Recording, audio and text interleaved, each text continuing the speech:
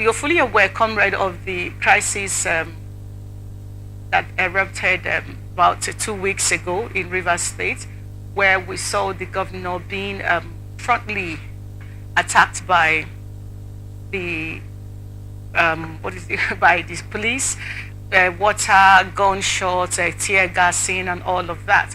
Now, the assembly was touched or burnt, if you may, or set ablaze, if you may, and all of that had happened where we now have two speakers. We are yet to know the actual one that will be presiding in the assembly. However, in all the issues, the Governor Fubara was able to make a joke out of it, and further on said he has no issue with his boss. His boss remains his boss, and there was a handshake. Is it then safe to say that all is now well with the political structure of PDP and between the former governor and the present one in Rivers State? Once again, I'll say thank you for having me, and I would like to respond from the end. The political structure of PDP you said.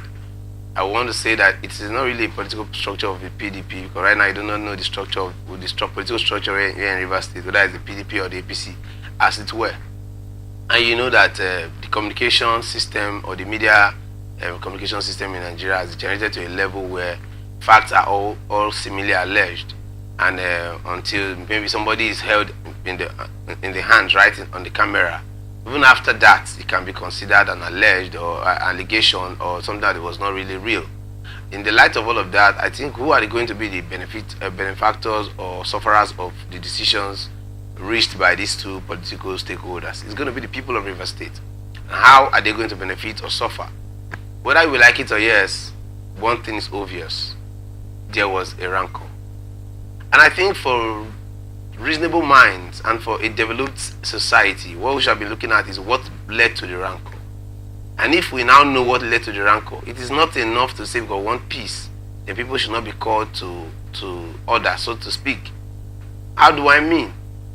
If the rumors that are making the rounds that we all want to believe is an alleged rumor of demands from the state treasuries, or alleged rumor of being governed by Promzi, if these are the issues, then they should be addressed, not swept under the carpet. Because whether we like it or yes, it is the state and the Nigerian enclave over time that suffers the most. Because over time, we are groping in darkness, agitated poverty, under a failed circle, whereas people just want to keep their political structures, keep their political allies and partners all the way. Like it's saying usually goes, say, friendship lasts longer when friends share money. Now you ask yourself, at whose expenses are this money going to be shared? Now you talk about what the governor said before he commits another impeachable offense. That's to let you understand that the rumors, so to speak, came from some quarters that the minister himself, the FCT, was the one behind the impeachment process at the time. So we can continue to always be politically correct, play around it, just want to move on like as usual, like we are moving on in Nigeria, where the life of the average Nigerian is becoming equal to nothing but like the tissue paper. It will be used and to be thrown into the toilets, and that's it. And until these serious issues are addressed, it's a germane matter. It's something it's of national sort.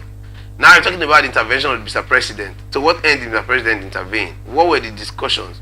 Now we know that these things, not everything should have come to public domain. But for the fact that the rancor between them escalated to public knowledge and came to public domain, journalists should do more. The government should do more to equally let the people understand that there's a direction, that we are moving from somewhere. Because even in the military era, the Abacha days, I don't think we had so much this secrecy in this manner, where people were becoming so strong, the institutions were so weak, and people became so strong that the secrecy we are shredded in government was so deep. Because right now, at the end of the day, give or take, should these things lie low like this, the next 3 months, anything you talk about, any statement you make about what transpired will be adjudged and alleged imagination of one's thoughts. But the truth remains that there's a problem.